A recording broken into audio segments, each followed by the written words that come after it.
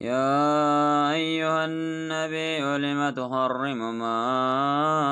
أهل الله لك تبتغي مرضات أزواجك والله غفور رحيم قد فرض الله لكم تحلة أيمانكم والله مولاكم وهو العليم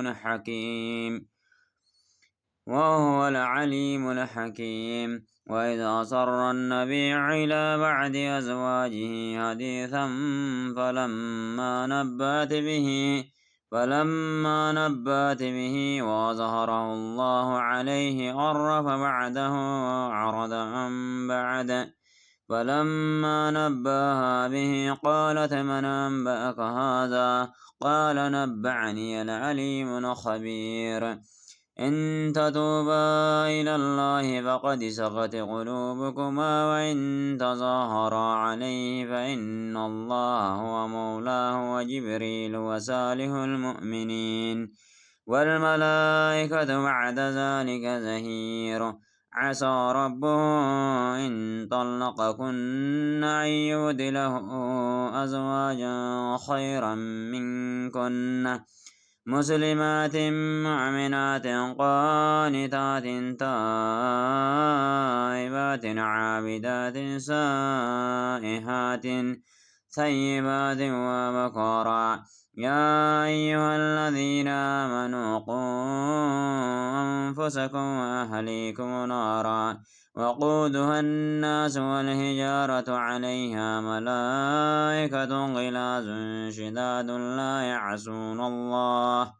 ما أمرهم ويفعلون ما يؤمرون يا أيها الذين كفروا لا تعتذروا اليوم إنما تجزون ما كنتم تعملون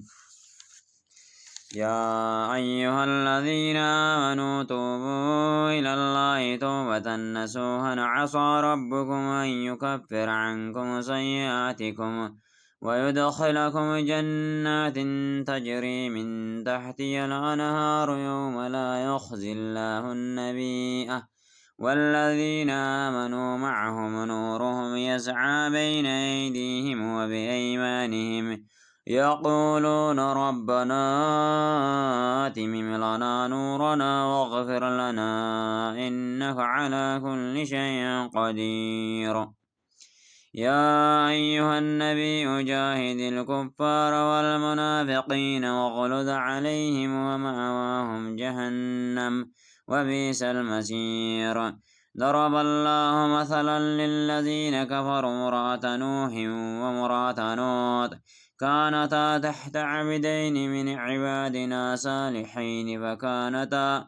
فخانتاهما فلم يغنيا عنهما من الله شيئا وقيل ادخلا النار مع الداخلين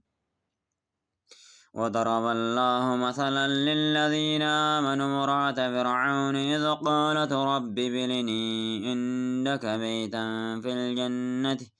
الجنة ونجني من فرعون وعمله ونجني من القوم الظالمين